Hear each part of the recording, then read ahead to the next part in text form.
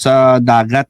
Anong masasabi niyo dito bilang tagapagsalita ng pangisda, grupo ng pangisda? Kayo po, Sir Ka Pablo. Anong reaksyon niyo dito? Oo, nabalitaan natin, lalo na itong sunod na paglabas sa social media, no? Siyempre, ang isang reaction kaagad, una, makikita na maliit na mangingisda itong natagpuan doon sa Payaw, sa Baho di Masinloc. Katunayan lamang na ito ay nagporsige na mangisda kahit na napakalayo kita ng China. Pero siyempre, sa amin, ang sino mang tutulong sa gipit na kalagayan ng mga mangingisda sa laot, saan man siya galing, sino man siya, ay pasasalamatan namin ng labis. Kasi mainam na natagpuan na siya ng buhay at nabigyan ng tulong at masusustain niya ang kanyang tagal na inabot na doon sa laot. Ganun pa man, darating din ang mga susunod pang tulong sa kanya dahil nabalita na siya ay natulungan ng Chinese Coast Guard.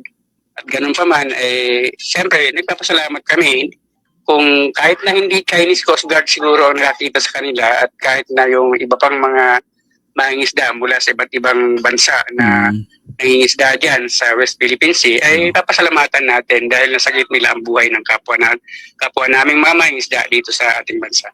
Oo, pero siyempre ang usapin ng Pilipinas at China, alam naman natin na merong barrier, 'di ba? Pero dahil ba sa araw ng Kapaskuhan na 'to o ano bang nakikita nyo dito? Siyempre, kung hindi magkasundo ang dalawang dahil sa agawan diyan sa nasabing West Philippine Sea na yan, pero meron pa rin palang puso itong mga Chinese Navy na to.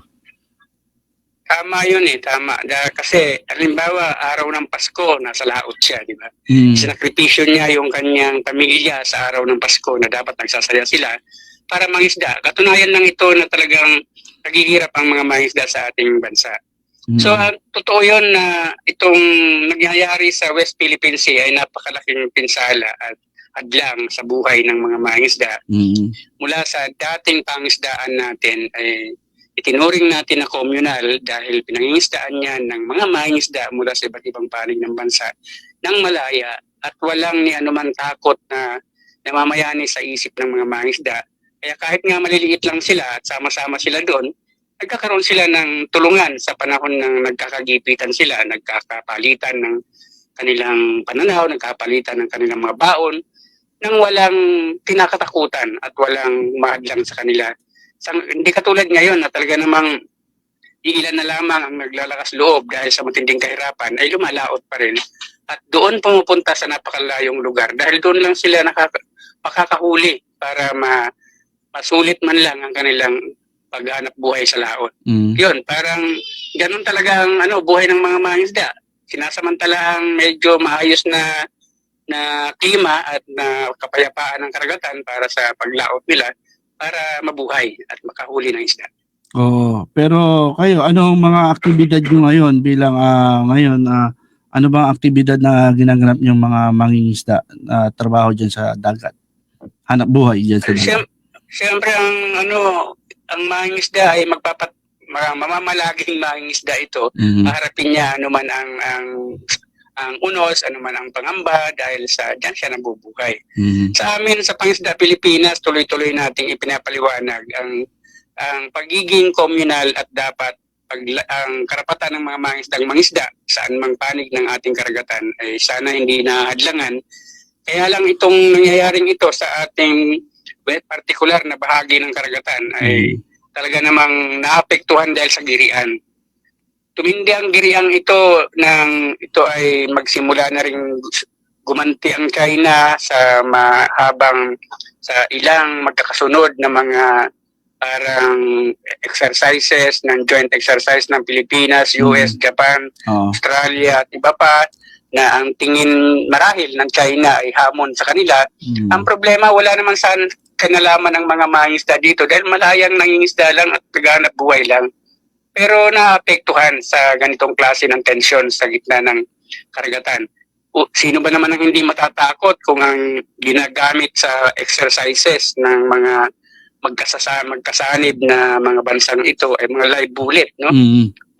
Wala kang mauubusan ka ng takot sa laot kahit pa abutin ka ng gutom, kahirapan sa pamilya mo, pero ang iba talaga ay nagdalakas loob pa rin na tumungo para mabuhay. So itong aming tingin, dapat na itong dapat resolbahin na ito nang hindi naman naapektuhan ang kabuhayan ng mga maliit na mga isda. Oo, tapos na ang Pasko. Ngayon, dito matatapos na yung taon, no? Pero marami pa ring lumulutang na problema na sa iba't iba, hindi lang dito sa ating dito sa dagat na awayan sa dagat, pati rin sa Palawan yata, meron din yata mga mangingisda rin na naapektuhan dyan at mga magsasaka. So ano ang panawagan nyo hanggang sa huli? Tama yun, malaganap ang problema ng mangingisda hanggang sa ang mga tagapaglikha ng pagkain dahil sa mga tensyong ito at sa iba't ibang mga nangyayari sa atin ngayong 2025. Magtatapos na nga ang taong ito at papasok na ang 2026. Pero tingin namin magpapatuloy ang kahirapan, kagutuman at kawalan ng katarungan sa hanay ng mga mangisda dahil hindi natitigil ang tensyon. Lalo higit, hindi masiresolba ang kagutumang ito dahil sa ang ating pamahalaan, ang focus ay pagnakawan, no? Pagnakawan ng ating kabangyaman, pagkaitan ng suporta ang mga maliit na mangisda, maliit na magsasaka para paunlarin ang kanilang kabuhayan, paunlarin ang kanilang produksyon para sa interes sana ng ating mamamayan. Nagpapatuloy ang ganitong kahirapan. Ang tingin namin, ang tungkulin ng mga organisasyon tulad namin ay tuloy-tuloy na magpaliwanag, tuloy-tuloy na mag-organisa, tuloy-tuloy na magpakilos dahil sa tingin namin, ang kinabukasan, katarungan para sa amin ay kailangan naming hawakan at sama-samang ipaglaban ito sa pamahalaan na patuloy na nagkakait ng aming kabutihan, ang aming oportunidad ay nawawala at ang aming karapatan ay nayuyurakan. Kaya tuloy lang ang laban hanggang sa 2026 ngayong patapos na ang taong 2025. Oo, bukas parang papasyal lang ko kayo, hanapan ko kayo ng para makakuha ako ng mga footage ng bago sa inyo na kung saan ka, Kapabs, baka puntahan kita. Sige, okay, kita-kita tayo. Maraming salamat sa oras mo, Pablo, at sa yung mga kasamahan na naway maging masaya tayo sa darating na bagong taon. Maraming salamat din. Sana itong ating mga pag-uusap ay makarating sa mga mangingisda at makarating sa pamahalaan na wag naman one-sided ang paglilitaw ng mga opinyon sa nagaganap sa karagatan.